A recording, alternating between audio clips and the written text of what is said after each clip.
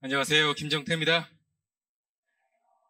네, 우리 호남 앞에 또 어르신 김정태 목사님이 계셔서 많은 분들이 또 혼란스러워 하신 분들이 계시는데, 이 호남은 저에게 가장 밀접한 관련이 있습니다. 왜냐하면 제 고향이 전라남도 장흥 대덕입니다. 네. 그리고 제가 학원에서 목회를 했는데요. 그 중에 2년은 전주에서 했고요. 5년은 순천에서 했습니다. 제가 순천에 처음 안수를 받고 발령을 받았는데, 우리 그 당시 은퇴하신 김정태 목사님이 오신 줄 알고 많은 분들이 김정태 목사님이 오시려면 우리 교회, 새순천 교회 성도님들 하신 말씀입니다. 우리 교회 오셔야 되는데 왜 학원교회 가셨냐? 라고 말씀을 들은 적이 있습니다. 이렇게 뜻깊고 아름다운 말씀의 잔치에 초대해 주셔서 감사드립니다. 제가 이 베트남에서 경험했던 하나님의 은혜를 이 1시간 안에 다 주워 담기가 결코 쉽지 않습니다. 제가 하는 데까지 해보고 시간이 되면 마치겠습니다. 제목은 하나님의 놀라운 은혜라는 제목으로 함께 이 시간을 나누겠습니다. 제 가족들입니다. 제 아내가 있고 그 다음에 딸, 아들 이렇게 있습니다. 여러분 베트남 하면 제일 먼저 떠오르는 것이 뭐가 있을까요? 네? 뭐요? 네, 쌀국수가 있죠? 네, 그 다음에 또 뭐가 있을까요? 아오자이 있습니다. 아오자이라는 뜻이 뭐냐면 아오라는 뜻은 위의 옷입니다. 위의 옷. 자이 그러면 길다라는 뜻이에요. 그래서 위의 옷이 아래까지 길게 늘여진 옷이라는 뜻을 가지고 있습니다. 그 다음에 또 뭐가 떠오르시나요? 오토바이. 네, 엄청납니다.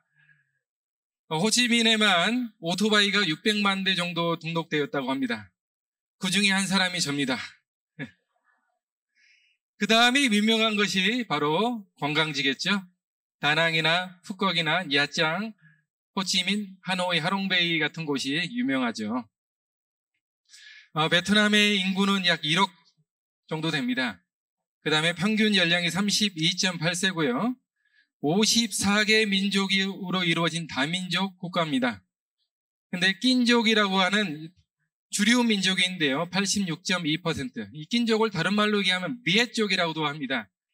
그래서 비엔남 그러면 남쪽에 사는 미엣 족속이라는 뜻을 가지고 있어요. 이 말을 한자로 하면 월족이에요. 월족. 그 월나라라는 말 많이 들어보셨죠?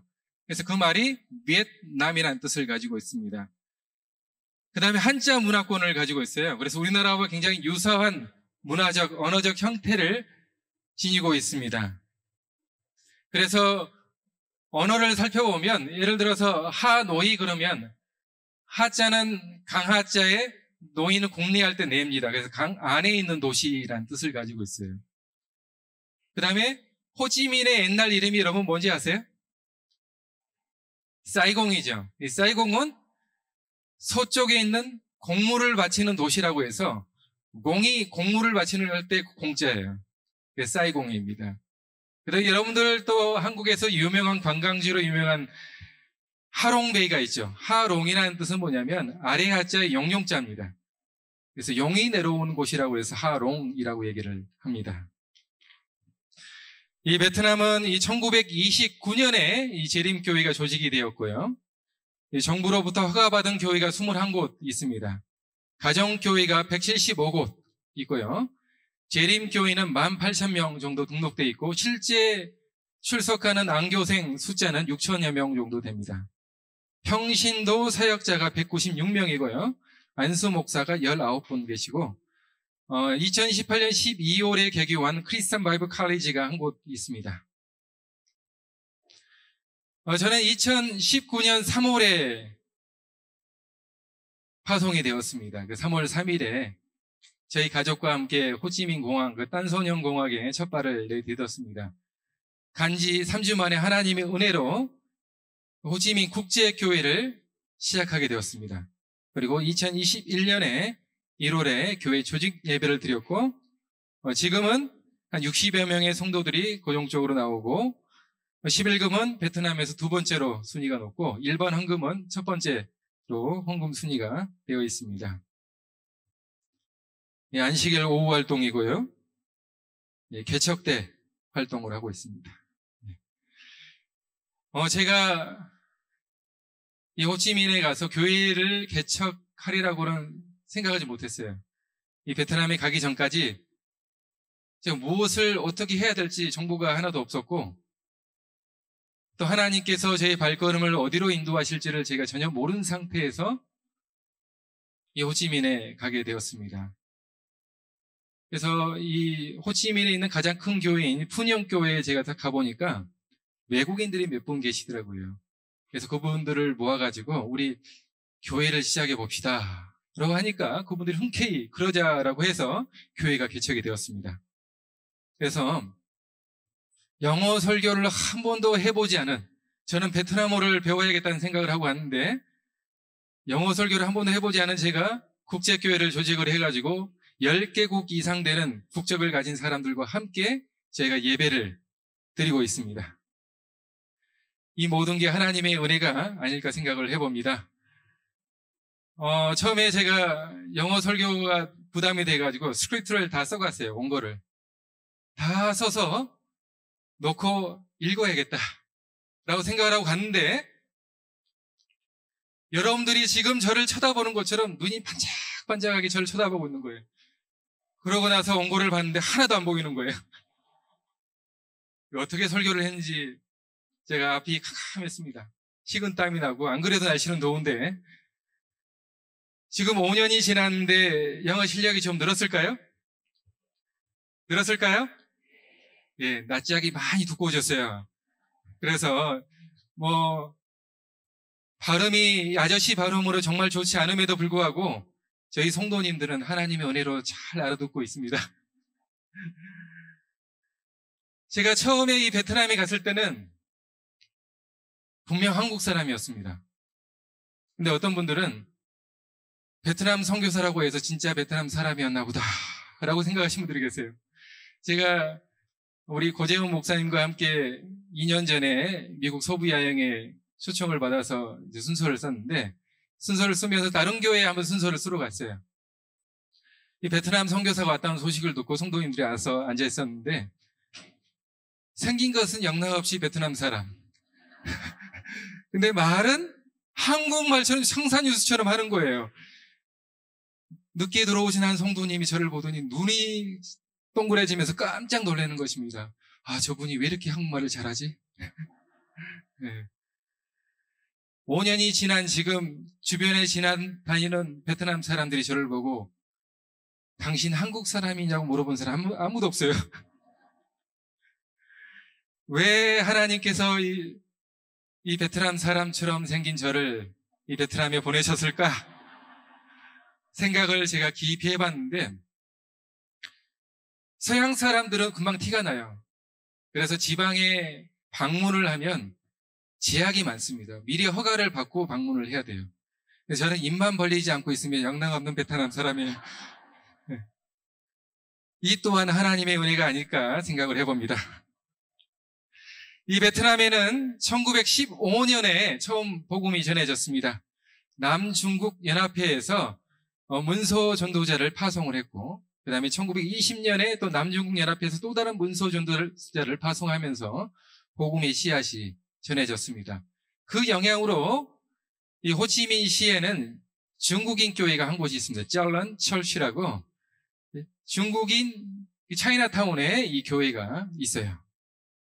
그리고 1927년에 미국에서 2명의 청년이 파송이 되고 복음 사업이 활발하게 진행되면서 1929년에 교회가 조직이 되었습니다.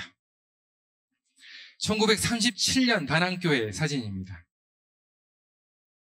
1975년 사이공 재림교인들 사진이고요. 예, 선교사들과 목회자들 사진입니다.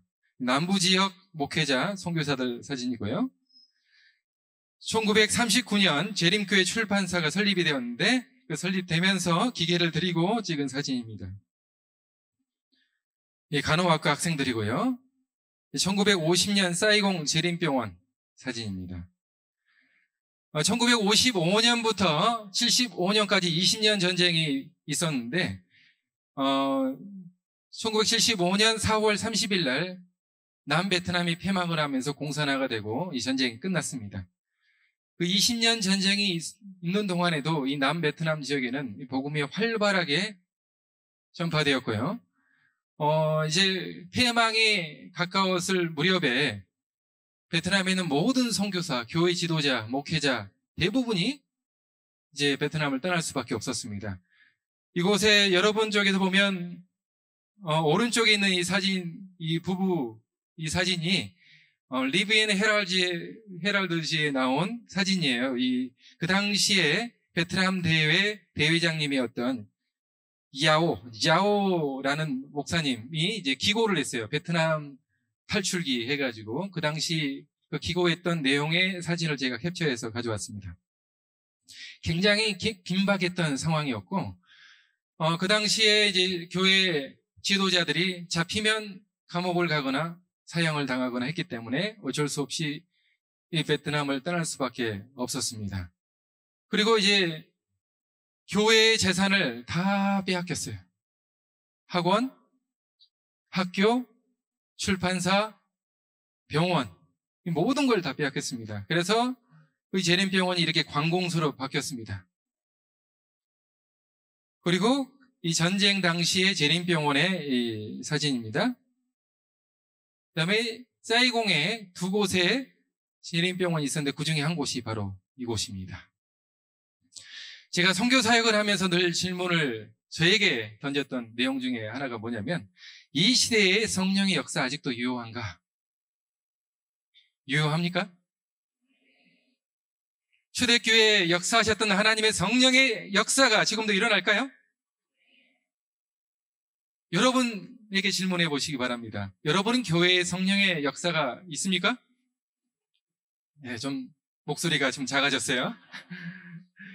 이렇게 이 선교 이야기를 듣고 나면 왜 성령의 역사는 저곳에서만 일어날까?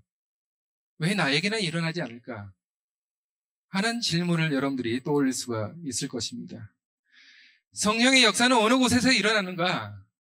이 말씀 다 드리려면 또 한두 시간이 걸리기 때문에 짧게 넘어가겠습니다. 성령의 역사는 간절히 성령의 능력을 구하는 자들에게 일어난다. 맞습니까? 구하라 그리하면 너에게 주실 것이다. 누가복음에 말씀하셨죠? 간절히 구하는 자에게 성령을 너에게 주시지 않겠느냐. 성령은 구하는 자에게 주십니다. 성령을 받는 몇 단계가 있는데 첫 번째는 구하라, 두 번째는 뭔지 아세요? 네? 사도행전 2장 38절 37절에 베드로가 뭐라고 그래요? 사람들이 베드로의 설교를 듣고 나서 마음에 찔려 베드로에게 가서 사도들에게 가서 어찌할까 묻습니다. 그러자 38절에 베드로가 회개하고 침례를 받고 그러면 성령이 너에게 선물로 주어지리라. 첫 번째는 구하라, 두 번째는 회개하라, 세 번째는 활용하라. 마태복음 25장에 달란트의 비유를 보면 활용하면 2배의 법칙으로. 그렇죠? 성령의 역사는 간절히 그 능력을 구하는 자에게 일어난다. 그렇다면 초대교회에 역사하셨던 성령의 역사가 우리가 있는 각 선교지에서 일어날 수 있을까요? 있을까요? 네, 좀 믿습니다. 믿습니다. 하버드 대학교 심리학과 교수인 탈 벤 샤르라는 분이 20년 전에, 훨씬 전에 Happier라는 이 책을 출간했어요. 우리나라에도 이 번역에 대해서 나와 있습니다. 이 책에 보면 이제 4가지 햄버거 이론에 대해서 설명을 하고 있는데, 첫 번째는 맛있고 건강한 버거, 두 번째는 맛없고 건강한 버거, 세 번째는 맛있고 건강하지 않는 버거, 네 번째는 맛없고 건강하지 않는 버거. 여러분들은 어디에 속합니까? 여러분 햄버거 좋아하십니까? 맛있죠? 네? 맛있는데 건강하고 맛있는 버거가 최고겠죠? 근데 여러분들은 어때요? 맛없고 건강한 버거를 재림교인들이 굉장히 많이 만들어요. 그래서 밥 먹으면 재림교회 어디 가정에 초청되어서 가보면 맛은 심심하고, 그쵸? 사실은 그게 건강에 좋은데, 근데 맛을 느끼지 못한다면은 삶에 재미가 없겠죠.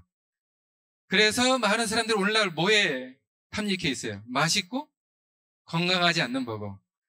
그리고 어떤 사람은 맛없고 건강하지 않는 버거를 추구하고 있는 것입니다. 그래서 이 부류를 어떻게 성경에서 찾을 수 있을까 제가 찾아보니까 맛없고 건강한 버거를 먹는 사람이 누굴까 생각해 보니까 바리새인들이었어요. 그리고 일부 재림교인들. 현재가 재미가 없어요. 신앙생활이 재미가 없고 안식일을 지키는 그 기쁨이 없는 것입니다. 신앙의 기쁨의 맛을 잃어버렸어요. 그 다음에 맛있고 건강한 버거는 성경의 영웅들. 지금이 재미있고 행복하고 미래에 대한 뭐도 있어요? 희망도 있고. 그 다음에 맛없고 건강하지 않는 버거. 과거에 머물러 있는 성도들. 가인과 광야의 이스라엘 백성들. 이스라엘 백성들이 구름 기둥과 불 기둥을 보고 앞으로 가야 되는데 어디를 보고 살았어요? 자꾸만 뒤를 보고 살았어요. 그래서 불평과 불만을 느낄 때마다 그들이 그리워하던 곳이 어디였습니까? 애굽이었어요. 애굽에서 그들이 신분이 뭐였습니까? 노예였어, 노예. 그래서 먹을 것이 없으면 애굽에서는 마실 것이 없어도 애굽에서는 끊임없이 우리가 재림교회에 들어오고 나서 내가 재림교회에 들어오기 전에는 늘 그런 것을 생각하는 것입니다. 뭘 바라봤기 때문에요? 그들을 인도하시는 구름 기둥과 불 기둥을 보지 못하고 뭘 봤어요? 불편한 환경을 먼저 바라봤기 때문에. 우리가 재림 신앙을 이곳에서 하면서 하나님께서 인도하시는 구름 기둥과 불 기둥을 보고 앞으로 나가야 되는데 앞으로 나가지 못하는 이유가 뭐예요? 주변에 있는 불리한 환경을 보는 거예요. 목사님 설교가. 저 장로님. 저 집사님. 나는 이번 주에 반찬을 3가지 왔는데 저 집사님 1가지 왔어. 그런 것만 생각하는 거예요. 그러니까 자꾸만 어디가 그리운 거예요? 뒤가 그리운 것입니다. 그 사람들이 누구예요? 맛없고 건강하지 않는 버거를 먹는 사람들. 그 다음에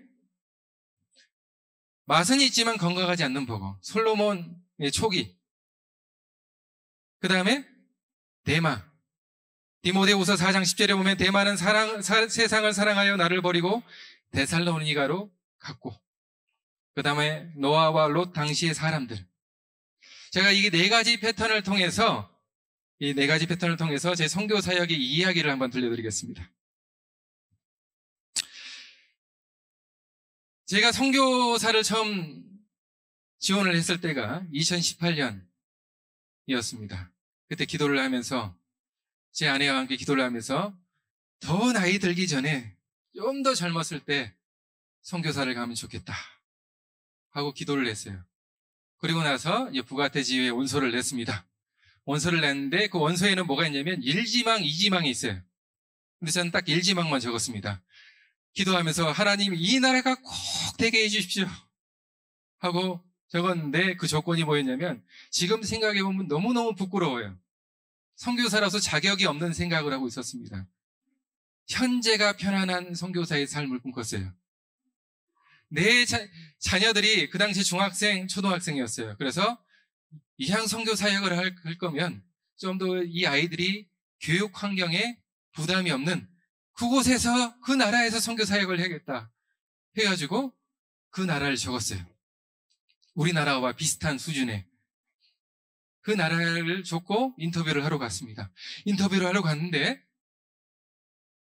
처음에 딱 갔는데 어느 앞에 키 크고 저보다 더 젊고 잘생긴 목사님이 원고를 보면서 인터뷰 연습을 하고 있는 거예요. 그것도 베트남어로 신짜오 하면서 저는 깜짝 놀랐습니다. 와, 인터뷰를 저렇게 준비를 해야 되나?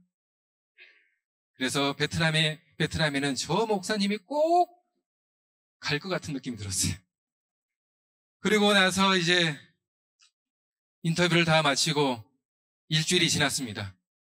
북아태지에서 전화가 왔어요. 김 목사님, 북아태지입니다. 북아태지에서는 김 목사님과 그 베트남어로 이게 인터뷰를 준비했던 그 목사님 둘 중에 한 분을 베트남에 보내려고 하는데 혹시 김 목사님 가실 의향이 있으십니까? 그 소리를 듣고 나서 그렇습니까? 베트남에는 꼭 가기를 원하신 분을 보내시기 바랍니다. 제가 그렇게 말씀을 드렸어요. 그리고 제가 전화를 끊었어요. 마음이 후련했어요. 내가 목회 초기부터 선교사를 가려고 했는데 하나님의 뜻으로 못 가게 되는구나. 그래서 이 선교사를 못 가는 것은 내 뜻이 아니라 누구의 뜻이에요? 하나님의 뜻으로 알고 제가 마음의 짐을 덜었습니다. 근데 20분 후에 다시 전화가 왔어요. 김 목사님, 저희가 의논을 했는데 김 목사님이 베트남에 가면 좋겠습니다. 아니, 저는 베트남에 대해서 전혀 생각조차 하지 않았습니다. 가기를 원하는 사람을 보내야지 왜 전혀 갈 생각을 해보지도 않는 사람을 보내려고 하십니까? 그러니까 그분이 하시는 말씀이 목사님 곰곰이 생각해 보시고 답을 주셨으면 좋겠습니다. 그래서 제가 그 당시에 그래도 한 17년 목회를 했었는데 그 자리에서 저 안 갑니다 라고 말하기가 창피해가지고 기도하고 알려줄게요 하고 차를 몰고 제가 한적한 곳에 가서 산길을 걸으면서 한 2시간 동안 기도를 했는데 그 기도가 하나님 뜻대로 해달라는 기도가 아니라 처음에는 너무너무 화가 나는 거예요. 내가 가고자 하는 나라는 왜 안 보내주고 전혀 상상조차 해보지 않는 이 베트남에 저를 보내려고 하십니까? 화가 나는 거예요. 이 베트남에는 2종류의 날씨가 있대요. 덥거나 더 덥거나 너무 더워요. 너무 더워. 제가 베트남에 가서 3개월 만에 5kg가 빠졌어요. 아침에 일 보고 이렇게 나면 오후에는 누워 있어야 돼요. 너무너무 힘이 들어가지고. 지금도 한국에서 손님들이 굉장히 많이 오는데 베트남은 왜 이렇게 덥네요. 베트남이. 사실 제가 교회에서 설교하면 딱 이렇게 합니다. 긴 와이셔츠에 긴 자켓을 입고 설교를 해요. 이게 그곳의 문화더라고요. 그래서 그 문화를 존중하는 의미에서 에어컨도 없는 교회에서 이렇게 매주 설교를 하고 있습니다. 여러분, 이 여름이 더우신가요? 베트남에 한번 보십시오. 네. 제가 현재만 즐거운 선교사의 삶을 꿈꿨습니다. 근데 우리 하나님은 너 정신 차려 하고 길을 잡고 억지로 저를 끌고 베트남으로 데리고 갔습니다. 그래서 이 베트남에 처음 갔는데 정신이 없어요. 오토바이는 얼마나 많은지. 그리고 그곳에서 뿜어내는 매연은 제가 죄송합니다. 속된 말로 폐가 썩을 것 같더라고요. 진짜. 그리고 우리나라 한 70년대 80년대 풍경처럼 아무데나 그냥 사람들이 볼일을 보고 그러니까 정신을 못 차릴 것 같더라고요. 그래서 가자마자 어떻게 이곳 선교지에서 떠날 이유를 찾아야겠다. 정말 그래서는 안 되는데 그런 심정으로 현재만 즐거운 햄버거를 먹는 선교사였습니다. 그런 마음으로 선교지를 가다 보니까 이 선교지가 어떻게 보였을까요? 좋은 게 안 보여요. 좋은 게. 광야의 이스라엘 백성들처럼 그들의 발걸음을 인도하시는 하나님의 임재의 상징인 구름 기둥과 불 기둥이 보이는 것이 아니라 불리한 환경이 보이는 거예요. 날씨는 덥고 불편하고 샤워를 하고 싶어도 광야니까 물이 있어요 없어요? 물도 별로 없고 그런 불편한 환경을 생각하면서 불만과 불평의 선교사가 된 것입니다. 우리 하나님께서 저희 가정을 왜 베트남에 보내셨을까? 굉장히 많은 생각을 첫해 했습니다. 왜냐하면 선교사가 가장 힘들 때가 언제냐면 부모들은 본인들의 선택에 의해서 갔으니까 좀 힘들어도 참을 수가 있어요. 근데 아이들은 끌려왔잖아요. 지금도 제 아들은 오늘이 방학이에요. 학교 방학인데 이제 홍콩에서 고등학교를 다니고 있는데 베트남에 와라 했더니 자기는 베트남에 절대 안 가겠대요. 그래서 조금 있으면 한국행 비행기를 타고 곧 올 거예요. 그 정도로 베트남을 향해 오줌도 싸기 싫어하는 아이예요. 제가 선교사에 처음 갔는데 이 두 아이들이 행복해하지 않는 거예요. 그 모습을 보니까 너무 속이 마음이 아픈 거예요. 삼육 학교도 없고. 그래서 이 아이들을 교육시킬 수 있는 방법은 가정이다 싶어가지고 식탁 자리에 앉으면 이 아이들이 신앙교육을 시켜야겠다 싶어가지고 시간이 딱 되면 아이들을 깨워서 식탁 자리에 앉혀가지고 찬미를 부르고 그 다음에 기도력을 읽고 기도를 했습니다. 근데 이 아이들이 아침에 일어나면 눈이 잘 떠지는가요? 잘 안 떠져. 피곤하니까 눈을 지그시 감고 의자에 앉아서 얼굴은 똥 씹은 표정으로 앉아있는 거예요. 그러면 저는 마음이 조급해가지고 어떻게 하는 줄 아세요?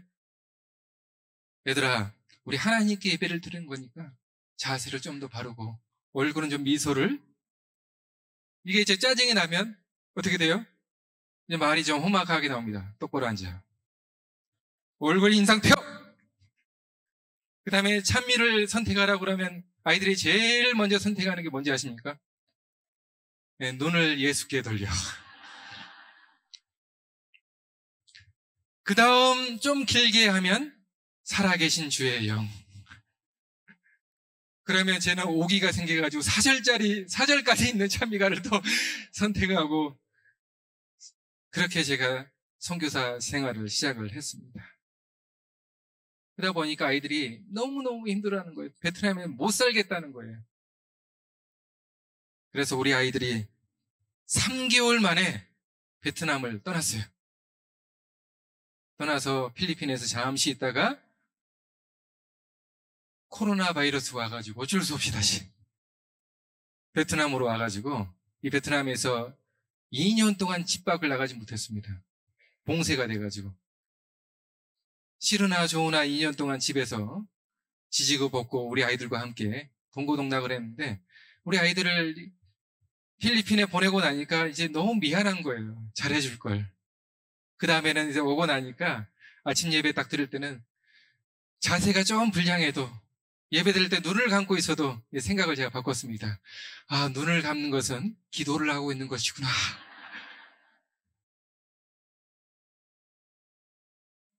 그래서 아침에 그렇게 예배 시간에 앉아있는 것만 해도 너무너무 감사한 거예요.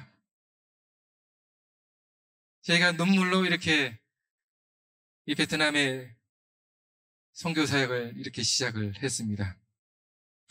이 베트남의 사역을 하기 위해서 제가 베트남 미션에 이메일을 보냈어요. 도대체 내가 무엇을 해야 되느냐. 답이 없어요. 그래서 내가 직접 가봐야겠다. 그래서 직접 찾아가 봤어요. 마치 민수기 13장에 12명의 정탐꾼이 며칠 동안 정탐을 했습니까? 40일 동안 정탐한 것처럼 제가 정탐은 아니지만 직접 찾아갔어요. 왜 답이 없냐고 제가 따졌어요. 왜 이메일을 보냈는데 답을 안 주냐. 네, 저도 전라도 사람이었나 봐요. 성질이 참지를 못해요. 그래서 한 3박 4일 그곳에서 둘러봤습니다. 아이들이 다녀야 될 학교, 살아야 될 집 다 둘러봤는데 결론이 뭐였냐면, 야, 큰일 났다. 선교지로 가면 한국에서 받는 급여 절반, 현지에서 받는 급여의 절반을 받아요. 근데 우리 아이들이 학교를 보내려고 학교를 찾아봤는데 일반 공교육에서는 받아주지도 않아요. 베트남어가 안 돼서. 한국 학교가 있는데 한국 학교 보내려고 하니까 그 당시만 해도 호치민에 한국인이 10만 명이 넘게 살았어요. 대기자가 수백 명이에요. 보낼 수가 없어요. 그래서 다른 국제 학교를 알아보니까 한 달 투이션이 급여가 아니라 뭐죠? 예, 등록금이 최소 1,500달러에서 3,000달러. 한 달 급여보다 높아요. 근데 저희에게는 아이들이 몇 명이에요? 2명. 큰일 났다. 집은 또 부동산은 얼마나 비싼지. 최소 1,000달러를 내야 아파트를 임대를 할 수가 있습니다. 그래서 제가 리포트를 4장짜리를 썼어요. 그 무가태지에 보냈습니다. 보냈는데 답이 왔습니다. 그 당시에 이제 부장 목사님, 이 호랑함교회에서 목회를 하시는데 제 존경하는 우리 목사님께서 전화가 왔어요. 김 목사님, 보고서 잘 받았습니다. 목사님, 걱정하지 마세요. 지금까지 선교사들 중에서 굶어 죽은 선교사 없습니다.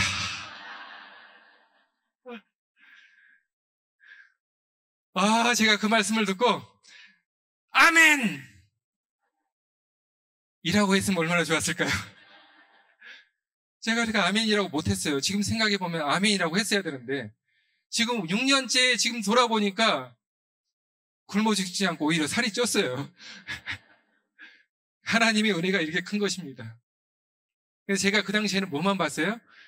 인도하시는 하나님의 은혜를 본 것이 아니라 주변에 불리한 환경을 보는 거예요. 환경을.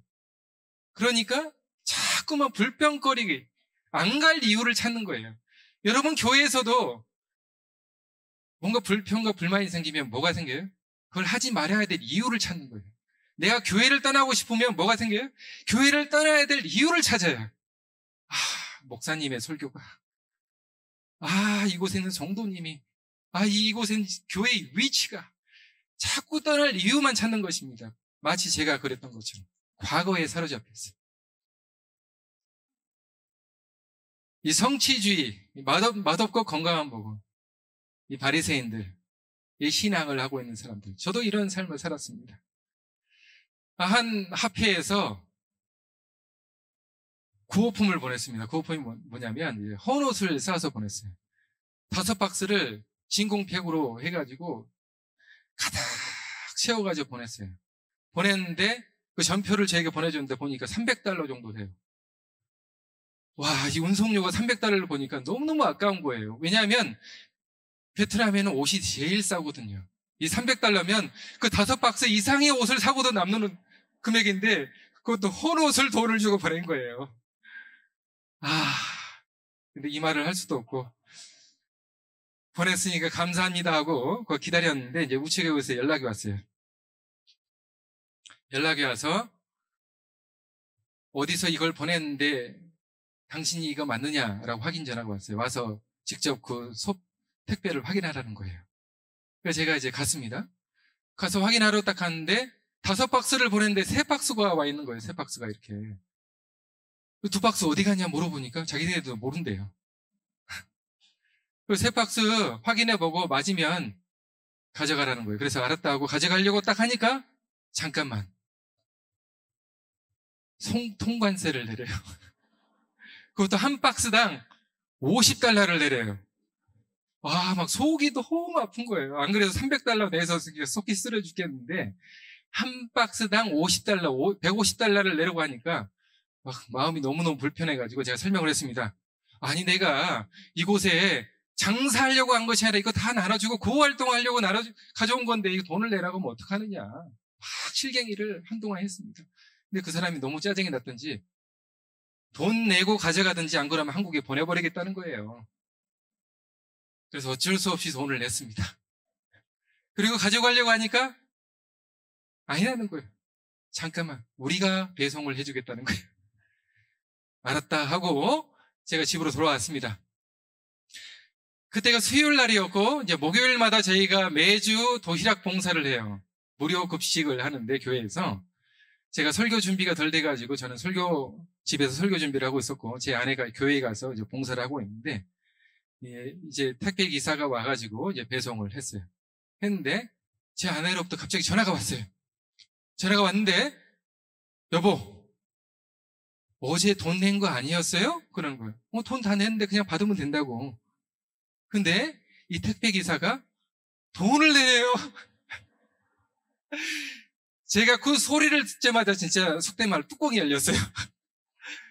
제일 첫마디가 뭐였냐면 경찰 부르라고 그랬어요. 경찰 부르라고. 근데 그 말을 듣고 있던 제 아내가 한마디 했습니다. 여보, 흥분하지 말고 기도하세요. 제가 그 소리를 듣고 나니까 너무 창피한 거예요. 누가 생각이 났냐면 광야에서 그 이스라엘 백성들이 물이 없다고 짜증을 내고 불평하는 그들 앞에서 모세가 너무너무 화딱지가 나가지고 반석을 몇 번 쳤습니까? 2번을 내리친 그 모습이 생각이 나더라고요.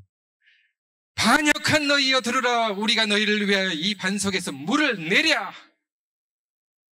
마치 모세가 물을 내는 것처럼 반석을 2번 친 거예요. 제가 이 베트남에 뭐라도 잘 사는 나라에서 와서 뭐라도 하는 것처럼 큰 소리 치면서 내가 이 나라에 왜 왔는데 돈을 내라니, 제 모습이 너무너무 창피한 거예요. 그래서 제가 그 자리에서 무릎을 꿇고 기도했습니다. 하나님, 제가 이렇게 폐역하고 연약한 선교사입니다. 정말 뭔가 성과를 이루기 위한 그 결과만 쳐다보고 뭔가라도 자비를 베푸는 것처럼 그곳에 있었던 이 연약한 선교사의 모습을 보면서 철저하게 제가 회개를 했습니다. 그래서 그 구호품을 들고 차로 한 10시간 거리인 그곳에 가서 학용품까지 같이 사가지고 이 교회에 나눠줬어요. 자, 마지막 버거는 뭡니까? 맛있고 건강한 버거. 맛있고 건강한 버거. 여러분은 신앙생활이 즐겁습니까? 즐거워요? 이쪽 지역은 즐겁고 저쪽 지역은 즐겁지 않은가 봐요. 네? 우리 재림 신앙은요, 현재의 기쁨과 미래에 대한 소망을 가지고 살아가는 백성들입니다. 그래서 지금도 맛있고 미래에 대한 기대도 있는 건강한 버거를 먹는 사람들이에요. 근데 맛없는 버거를 보면서 건강에 좋으니까 꾸역꾸역 넣고 안식일날 재미도 없는데 저 멋대가리 없는 김 목사 얼굴 보러 가야 되다니 하면서 가고 앉아있으면 어떻게 돼요? 오늘따라 설교는 왜 이렇게 긴지 시계만 보게 되는 것입니다. 뭐만 봐요? 불리한 환경, 불편한 환경만 보게 되는 것입니다. 제가 이제 1년 동안 불평과 불만이 가득 차서 이제 보내다가 이렇게 살아서는 안 되겠다. 이왕 온 김에 내가 하나님의 일을 정말 선교사로서 해야겠다. 라고 하니까 뭐가 왔어요? 2020년부터 팬데믹이 왔습니다. 팬데믹이 와서 이제 물리적으로 할 수 있는 일 아무것도 없어요. 도대체 내가 하나님 무엇을 해야겠습니까? 왜 저를 이곳에 불러가지고 이렇게 시험에 빠지게 하십니까? 기도를 하면서 이제 문을 두드리기 시작했어요. 그러면서 열렸던 문들이 10가지의 문입니다. 그래서 개척교회 사역자 급여를 후원하는 일을 하고 있고, 그다음 염소를 제공하고, 가정교회 선교비를 지원하고, 건축을 하고, 그 다음에 신학생 사역자 교육 프로젝트, 그 다음에 구호활동, 취약계층 자녀 장학 프로젝트를 하고 있고요. 문서 선교, 문서를 번역하고 출판하고 보급하는 일을 하고 있고요. 그 다음에 죄송합니다. 헷갈렸네요. 신학생 학비와 사역자 장학금을 주는 일을 하고 있고, 그 다음에 사역자 교육을 하고 있습니다. 그 다음에 교회 개척, 템포리 윈도우 프로젝트, 교회 개척 선교를 10가지 프로젝트를 하고 있는데요. 자, 그 중에 하나가 이제 염소 프로젝트입니다. 염소 프로젝트가 언제 제일 처음 시작이 됐냐면 2021년 6월 달이었어요. 여러분, 2021년 6월 달에 어디 계셨습니까? 이렇게 다 모여서 집회를 할 수 있었습니까? 있었어요? 없었어요. 이 호치민시 내에는 군대가 주둔을 하면서 통제를 했어요. 집 밖에 나가지를 못했습니다. 물건을 살 때도 밑에 안내 데스크에 연락을 해가지고 품목을 주면 그 사람이 대신 주문을 해줘요. 그런 시기에 제가 기도를 했습니다. 하나님, 제가 무엇을 해야겠습니까? 근데 염소가 떠오르더라고요. 무슨 생각으로 염소를 줘야겠다는 생각을 했는지 모르겠어요. 물리적으로 할 수 있는 일이 아무것도 없는데, 내 지식과 경험과 능력으로 할 수 있는 일이 아무것도 없는데, 하나님, 제가 무엇을 해야겠습니까? 기도를 했어요. 그때 제가 기도하면서, 하나님, 제가 100가정에게 200마리의 염소를 드리겠습니다. 그 자금이 2,500만 원이었어요.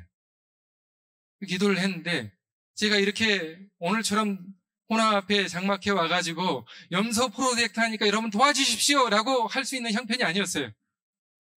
인터넷에다가 저 이거 하니까 도와주세요라고 적지도 않았습니다. 그래서 3개월 만에 우리 하나님께서 몇 마리의 염소를 주셨을까요? 네? 몇 마리요? 100마리요? 200마리? 네? 안 들려요. 그게 좀 얘기해 주세요. 1000마리요? 예, 제가 직접 답을 말씀드리겠습니다. 무슨 소리인지 못 알아듣겠어요. 우리 하나님께서 3개월 만에 5천만 원을 주셨어요.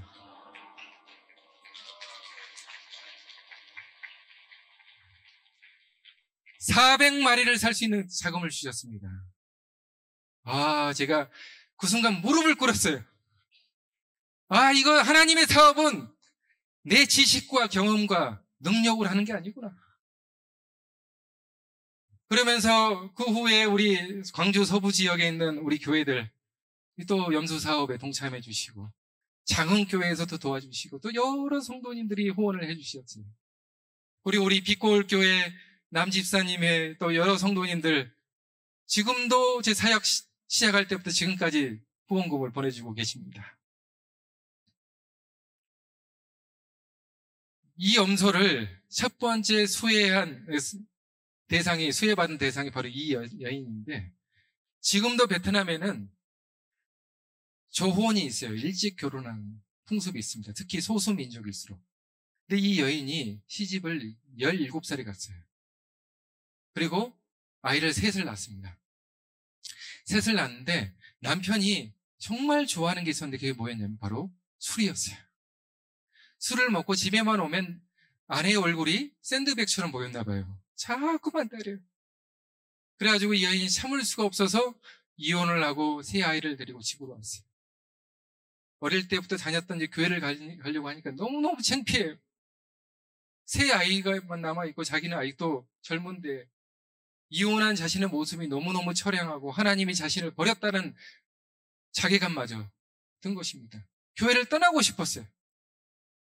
근데 때마침 염소 프로젝트 소식을 듣고 교회에서 이 여인을 추천을 했어요. 그래서 2마리 염소를 줬는데 제가 1년 후에 이곳에 방문해 보니까 염소가 5마리가 됐어요. 살 때는 각 1마리당 $100에 사는데 팔 때는 어른이 되면 $300에 팔아요. 하나님의 은혜입니까? 네. 현재의 기쁨과 미래의 희망을 꿈꾸는 그리스도인이 되기 위해서는 하나님의 역사를 경험하는 삶, 하나님의 축복을 기억하는 삶, 하나님의 은혜를 감사로 돌리는 삶이 행복한 현재와 희망찬 미래를 준비하는 삶이라는 것입니다. 지금이 행복해야 돼요. 지금만 행복한 삶이 아니라 지금이 행복하고 미래의 희망을 가지는 재림 신앙을 우리는 해야 되는 것입니다.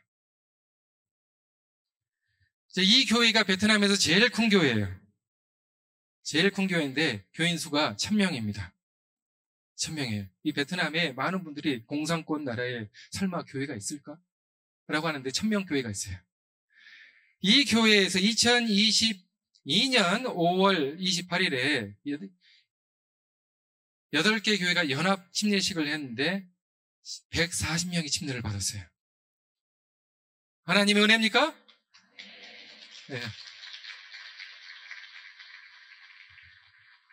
대부분이 10대, 20대예요. 대부분이 10대, 20대. 교회의 미래입니다.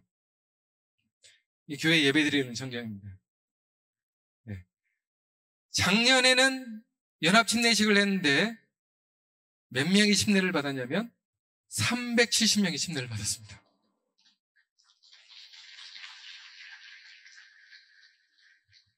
자, 이것은 이제 건턱교회, 메콩델타 베트남 남서쪽에 위치한 건턱교회의 침례식 사진인데요.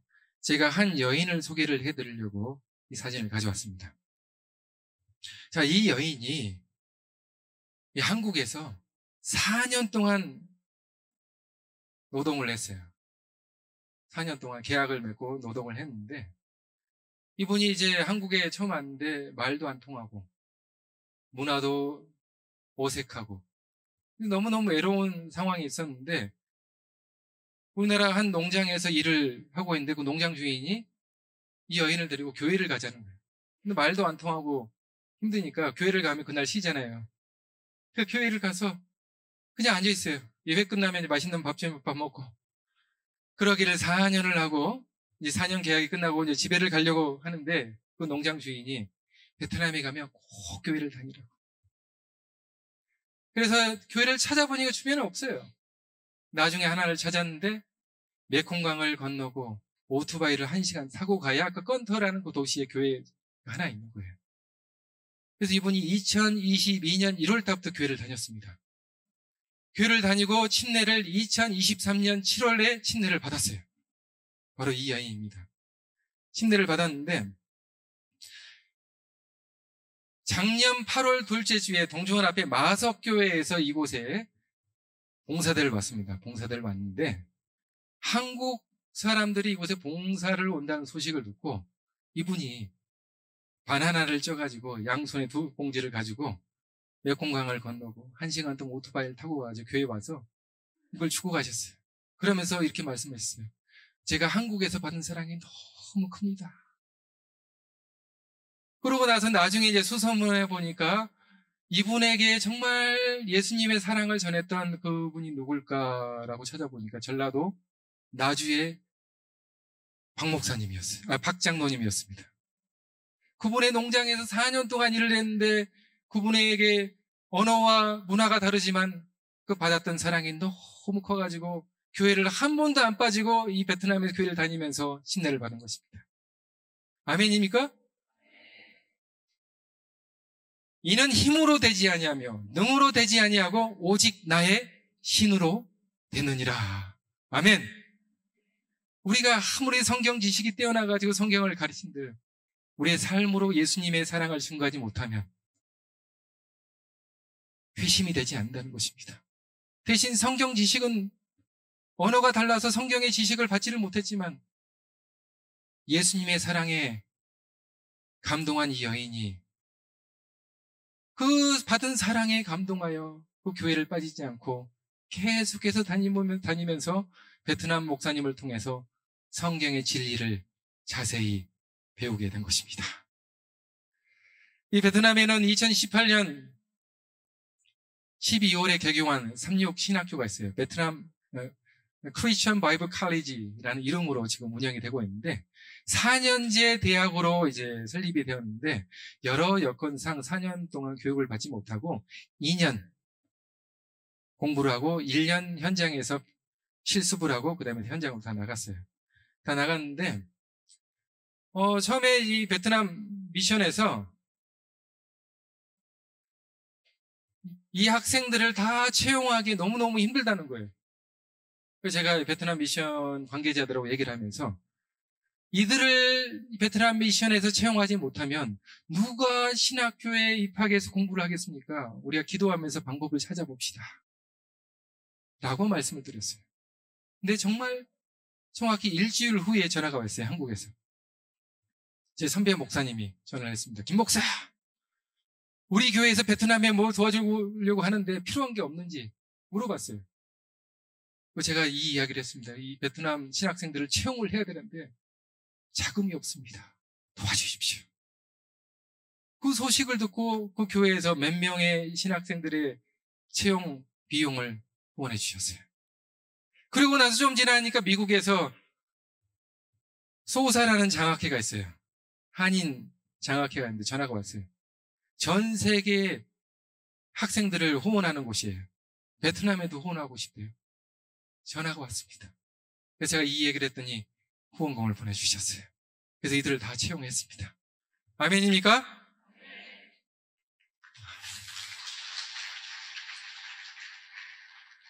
이 청년들 중에 한 몇 명의 청년들을 제가 소개를 해드리겠는데요. 정말 이들이 잘할 수 있을까? 정말 걱정 반, 기대 반이었는데, 한 청년이 이제 자기 고향으로 파송이 돼서 갔습니다. 그 교회 갔는데, 그 교회가 청년반이 Y가 됐어요. Y가 돼서 10명밖에 안 남았어요. 이 청년이 이제 어떻게 해야 될까 기도를 하면서 가보니까 교회 자금도 없어요. 그래서 몇몇 청년들을 데리고 일요일 날 봉사를 하고 주중에 성경을 가르치고 안식일 날 모임을 하고 해가지고 1년 후에 이 청년반이 60명이 됐습니다.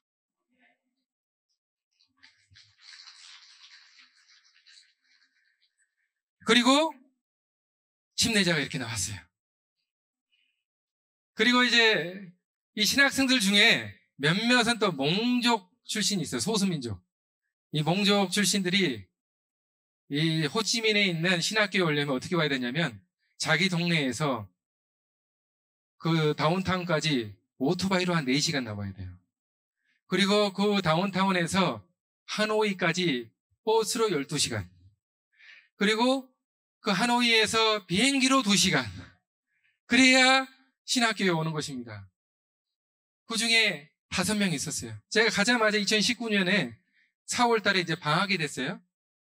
대학 담당 목사님 저에게 찾아왔어요. 목사님, 몽족 출신 학생 5명이 있는데 그들이 이제 방학이 돼서 집에 가야 되는데 어찌어찌 해서 오기나 했는데 집에 갈 차비가 없다는 거예요. 얼마가 필요하냐고 물어보니까 1인당 20만 원 정도는 필요하대요. 5명이니까 100만 원이죠. 그래서 제가 기도해 봅시다 하고 인데 갑자기 한국에서 친구에게 전화가 왔어요.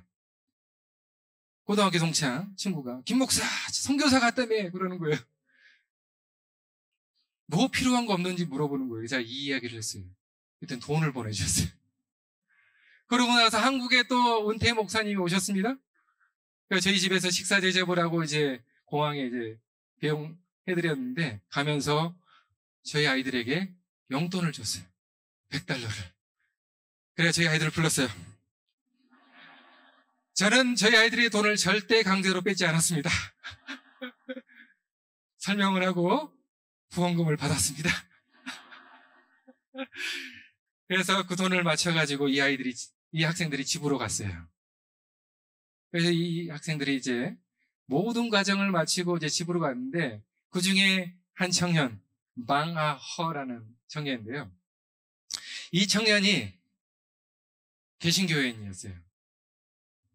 자기 누나가 옆 동네로 시집을 갔어요. 시집을 갔는데 옆 동네가 오토바이로 한 3, 4시간 또 가야 돼요. 한데 그곳에 재림교회가 있었어요. 그 재림교회 목사님을 통해서 재림기별을 발견했습니다. 그러고 나니까 누가 생각이 나요? 친정 식구들이 생각난 거예요. 그래서 그 목사님을 대동해서 오토바이를 타고 자기 친정까지 왔어요. 그래서 자기 친정 식구들을 회심시켜서 그래서 생긴 교회가 이 교회예요. 그래서 신학교가 생겼다는 소식을 듣고 이곳에 왔습니다. 지금 이 교회에서 사역을 하고 있어요. 신학 과정을 마치고. 근데 이곳은 정말 산 넘고 물 건너 가는 곳이에요. 전기도 없고 인터넷도 없는 곳입니다. 배터리로 연결해서 이렇게 예배를 드려요. 네. 하이퐁이라는 곳에 살고 있는 이름이 응우엔 태뚱이에요. 똥 아닙니다. 응우엔 태뚱인데 이 청년이 제가 이제 개인 전도법을 가르쳤는데 늘상 하는 말이 뭐냐면 목사님 저는 자신이 없어요 라고 하는 청년이었어요. 그러고 나서 이제 파송을 했는데 어떻게 전도 활동을 했냐면 이 친구가 아는 게 없으니까 본인이 아는 게 없다라고 생각하니까 전도지 들고 집집 방문을 하는 거예요. 그렇게 해서 구도자를 얻어가지고 지난 4월에 13명의 영혼이 침례를 받았습니다. 아멘입니까? 기적과 같은 일이 일어났습니다. 자, 지금은 이 삼육신학교가 어디 있냐면 호치민시의 푸녕교회 강당을 빌려서 지금 운영을 하고 있는데 지금 2기생을 작년 9월부터 시작을 했는데 그 2기생이 현장에서 일하고 있는 바이블 워커들, 사역자들을 대상으로 신학교를 운영을 하고 있습니다. 그래서 75명이 공부를 하고 있어요. 75명이. 온라인 수업을 하고 있습니다. 그래서 향후 이제 신학교를 호치민시에서 1시간 반 정도 떨어진 롱탄이라는 장소에 이제 이곳에 신학교를 지으려고 합니다. 자, 이곳에 부지가 꽤 넓죠? 자, 이 롱탄 교회가 있어요. 올해 이제 베트남 미션하고 계획을 하고 있는 게 뭐냐면 이 교회를 새롭게 지으려고 하고 있습니다. 그 다음에 삼육신학교를 이곳에 이전을 하고 어린이 선교센터를 이곳에 지으려고 하고 있어요. 근데 우리 하순 동산교회에서 우리 돌아가신 고 김융일 장로님께서 돌아가시면서 후원을 하셨는데 이 돈은 꼭 선교지를 위해서 사용해달라고. 그 유지를 받들어서 우리 화순동산교회에서 건축비의 일부를 보내주셨습니다. 건축비가 전체 한 6천만 원 정도 드는데 그중에 일부를 후원해 주시고 올 9월 달에 화순동산교회에서 전도회를 하러 옵니다. 정말 감사한 일입니다. 네. 그래서 이 교회가 새롭게 이제 신축이 되고 어린이 선교센터가 되고 그 다음에 신학교가 이전이 되면 이 선교의 탄력을 붙을 것으로 제가 기대를 하고 있습니다. 왜냐하면 호치민에 있는 국제공항이 이곳으로 이전이 될 예정입니다. 그래서 굉장히 전략적으로 중요한 장소예요. 고린도후서 4장 7절에 보면 우리가 이 보배를 실그릇에 가졌으니 이는 능력의 힘이 큰 것이 하나님께 있고 우리에게 있지 아니함을 알게 하려 함이라. 아멘. 전쟁이 끝나고 대부분의 사역자들, 선교사들이 다 떠났지만 자기 교회를 지킨 한 목사님이 계셨습니다. 그 목사님 누구냐면 가운데 뒤쪽에 보면 얼굴이 시커먼 목사님 계시죠. 베트남에 가면 누가 봐도 동남아 사람처럼 생겼다라고 하신 분들은 다 소수민족이에요. 근데 저희랑 비슷하게 닮으신 분들은 다 미에족, 낀족이라고 합니다. 주류예요, 주류. 근데 이 목사님은 소수민족 목사님이에요. 낙가오 재림교회를 섬겼던 핫관이라는 목사님인데요. 이 목사님께서 자기 교회를 지키면서 안식일날 예배가 끝나면 매주 전도 여행을 떠났습니다. 하루 길게는 수백 킬로 이상을 여러 성을 뛰어넘어서 복음 전도 사업을 했는데요. 그 당시만 해도 공교육이 이렇게 잘 이루어지지 않아서 소수민족들은 자기 부족 언어를 가지고 있어요. 그래서 부족이 다르면 대화 소통이 잘 안 돼요. 근데 이 목사님이 옆 성에 있는 한 청년의 집에 갔는데 그 청년 이름이 뭐냐면 이나두였어요. 이나두. 이 청년의 집에 갔는데 그때가 1992년이었습니다. 손짓 발짓 해가면서 성경을 가르쳤어요. 그런데 이 청년이 성령의 감동을 받고 기회를 받아들였어요. 그리고 이 집에서 집회가 시작된 것입니다. 지금은 이 청년이 집에서 예배를 다 드릴 수 없어서 옆에다가 농장을 개간해가지고 교회를 지어가지고 지금은 100명이 넘는 성도들이 예배를 드리고 있습니다. 하나님의 은혜입니까?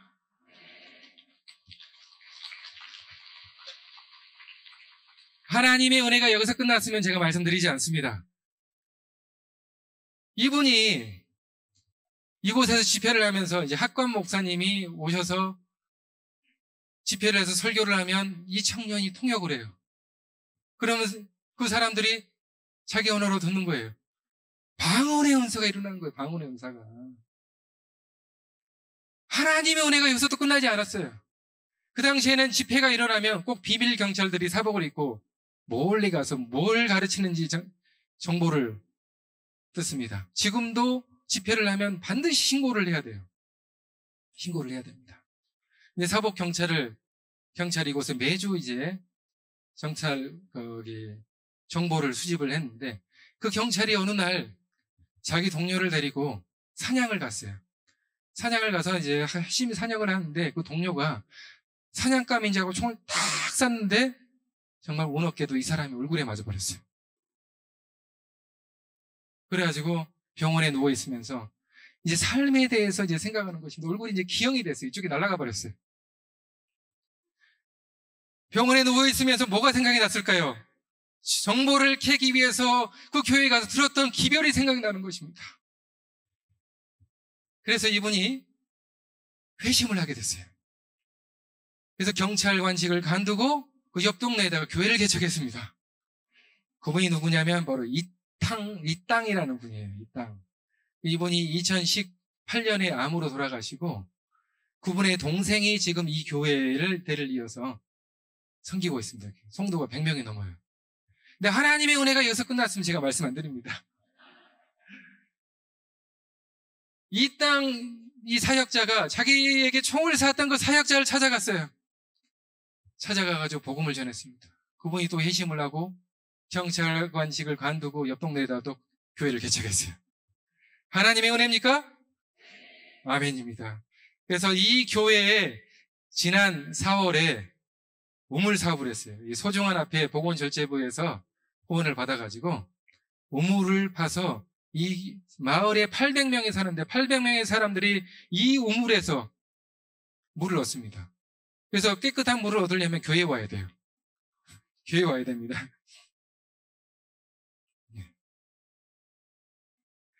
하나님께서는 성령의 굴복한 가장 연약한 사람을 통하여 역사하실 것이다. 아멘.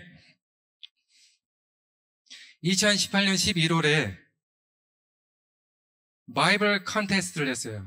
이 베트남 10대, 20대 초반 청년들 300명이 모였습니다.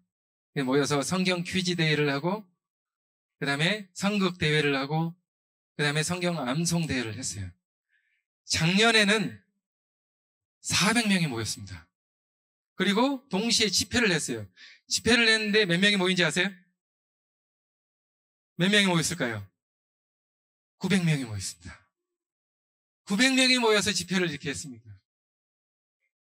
근데 이 베트남 집회는 특징이 뭐냐면 연령대별로 합창단이 있어요. 그래서 예배를 시작하기 전부터 연령대별로 돌아가면서 특창을 해요. 한두 명이 아니에요. 한 합창단별로 한 40명, 50명씩 모여가지고 설교 예배 전, 설교 예배 중 끝나고 그 다음에 마지막 예배 끝나고 또 하고 한 특창을 한 7, 8번씩 하는 것 같아요. 자, 이 사진은 2023년에 있었던 바이블 컨퍼런스예요. 그러니까 성경대회. 베트남에서 처음 있었던 성경대회입니다. 베트남 사역자들이 신학교육을 받지 못했기 때문에 그들을 교육하기 위해서 기본교리를 이렇게 강의를 했습니다. 그리고 이렇게 책을 번역해서 이렇게 나눠줬고요. 그 집회에 재림교인이 아닌 7명의 사역자가 이곳에 왔습니다. 근데 7명의 사역자들이 이곳에 와서 재림기별을 배우고 이들이 섬기는 교회가 10개 교회예요. 성도가 500명입니다. 지금은 이들이 모두가 안식일을 지키고 있어요.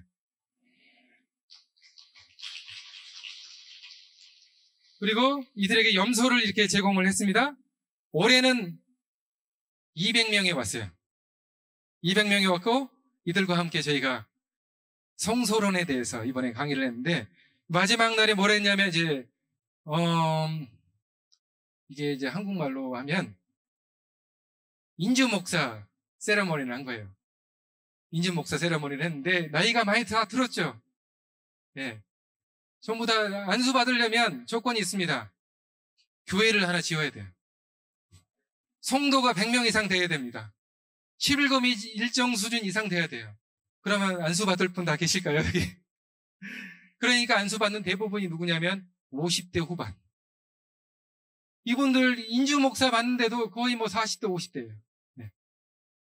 하나님의 은혜로 이 모든 일이 진행되었습니다. 거의 이제 마지막입니다.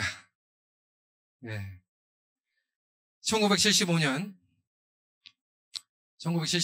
이제 베트남 전쟁이 끝나고 교회 지도자들이 다 사라졌어요. 다 사라져서 이제 교회에 지도력의 공백이 생겼습니다. 성도들은 교회에 왔는데 설교할 사람이 없어요. 그때 한 여인이 일어나서 그들에게 성경을 가르치고 방문을 하고 기도를 해줬어요. 그 여인이 그 당시 간호사였습니다. 그분의 이름이 판 티 리예요. 근데 그분의 아드님이 지금의 베트남 대회장님이십니다. 사이공 대학에 교수로 계시다가 그거 다 내려놓고 평신도 사역자로 봉사하다가 안수받고 대회장이 되셨어요.